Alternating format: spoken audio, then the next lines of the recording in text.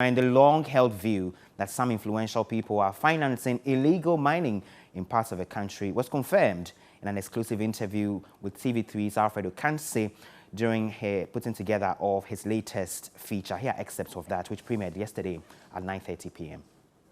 Episode you didn't champagne. One day will be a champagne. Yes, sir. This is the chamfam, which crushes the stones.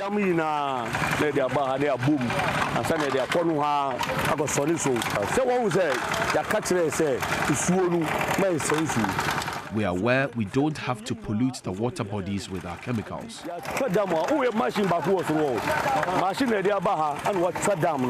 In the end, one thing remains clear, that the fight against illegal mining is far from over.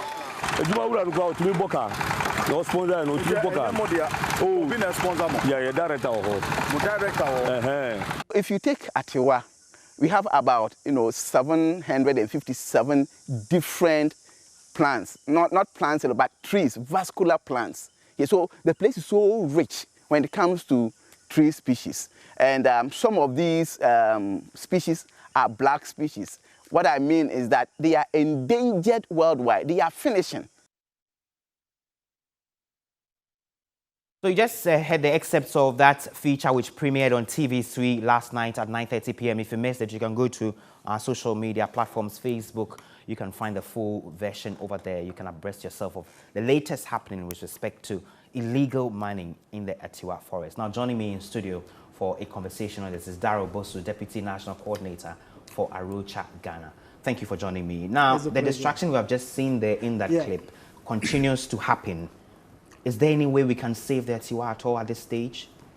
Yes, I think at the moment we're seeing government taking action, coming up. First of all, they started with Operation HALT. They now come up with this Green Ghana initiative. And that initiative in itself speaks volumes and also gives all of us an opportunity to reflect on all the things that we are doing to our natural resources. Because if you say we should go and plant trees and you don't take measures to secure existing forests, we are wasting our time.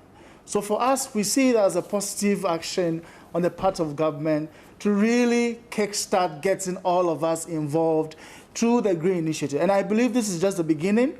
So, and with advocacy like this, getting the issues out, people to understand what is happening, there is actually a window of opportunity and also a window of hope for that Atewa forest. And now, if you also look at the current global issue and challenge of recovery after COVID and all of that, we actually can't excuse ourselves from securing Atewa because water is very crucial.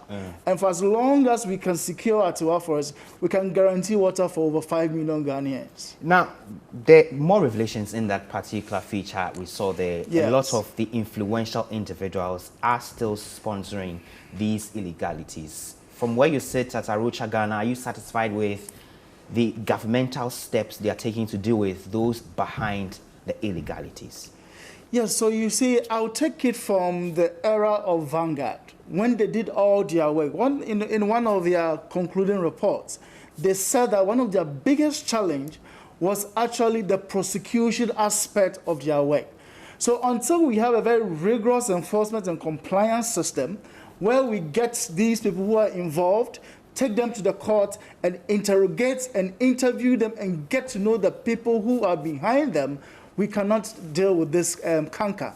And it starts with making sure that when these people are arrested, we take them to court. But here's the case, we arrest them, the next day, a couple of days, you don't see them again as if nothing happened. So until we are able to get hold of these people, process them for court, as was the big challenge of Vanguard, we'll be wasting our time with this Operation HALT as well. Just before we got on air, just before we got on air, the Lands and Natural Resources Minister was addressing the media, updating the country again on the Operation HALT, the steps they've taken so far, the successes they've achieved.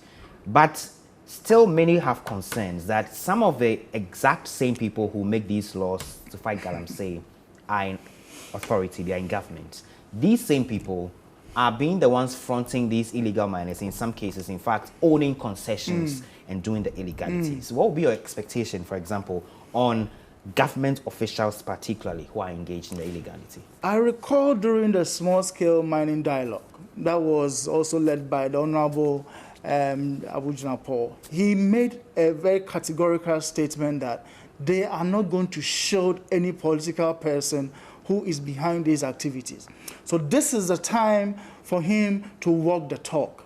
And already we saw the action against Kate Jemfua, who is very popular within the ranks of the ruling government.